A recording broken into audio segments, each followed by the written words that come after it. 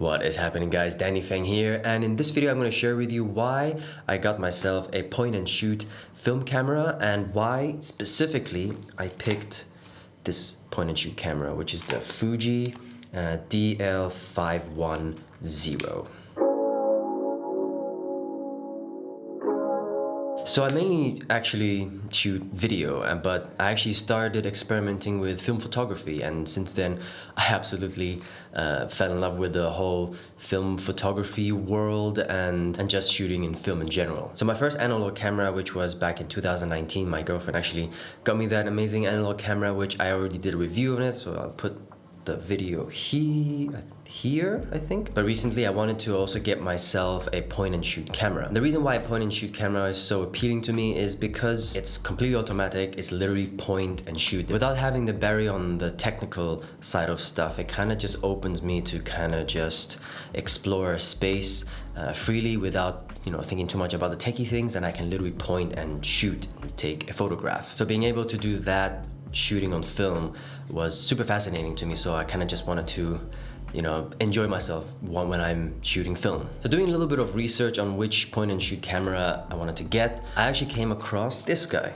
right here, which is the Fuji DL510. So yeah, I'm gonna run through a couple of things about this camera, why I got this camera, and there's one specific function on this camera that really intrigued me. So without further ado, we're just gonna get into the specs of the camera. So first and foremost, which is the size and weight, this is something that was on the top of my list. It had to be something that's super small and super light that I can fit in my pocket. So this size is absolutely perfect. So this camera is a 35mm camera. This camera has a 28mm lens, which is fixed at a f/4.5. Its maximum distance is 48 centimeters, which is not too bad. I won't be able to go super close and do like super close like portraits and stuff, but for street stuff or just everyday use, I think it's absolutely fine. So the electronic shutter range of this camera actually ranges from 1/3 of a shutter all the way to 1/25. The camera is also an auto rewind, so every time when you take a frame, it automatically rewinds it for you to the next frame. It can also read DX code. So what a DX code is essentially on a film cartridge, there's a little code on the side,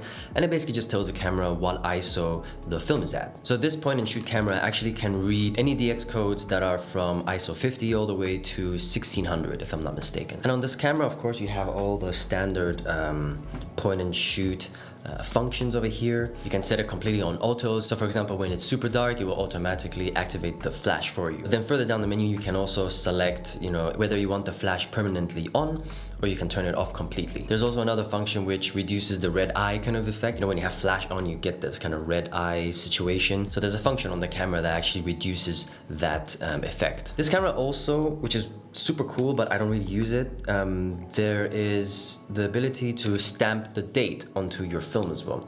I don't really use it. I would love to use it just to have that kind of retro-y kind of vibe to it, but the problem is it stops at the year 1989, and then it just goes back in time. I can't stamp anything after 1989, which is, so since I've used this, I just kind of have the date stamp turned off. But if you want to just stamp a date, you know, you can turn it on and it'll just be on your film. And finally, the battery that this camera takes is a CR123A battery. And that's pretty much it. That's pretty much it on this camera. But the one unique thing about this camera, which I love, which is what made me pull the trigger to get this camera, is this thing here, which is Panorama Mode. So what Panorama Mode is essentially the camera will crop the top and the bottom of your single film. Basically just exposes a certain area of the film, which gives this narrower kind of field of view. So if you guys don't know, I actually already did a photo walk session with this camera, shooting on the Cinestill 800T. In fact, that whole session was shot on Panorama Mode, just so I can experiment with it.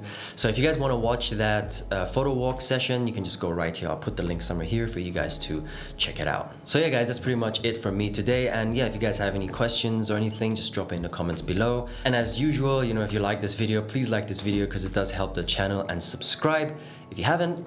And yeah, I'll see you guys in the next video. And until then, keep on creating, keep on inspiring.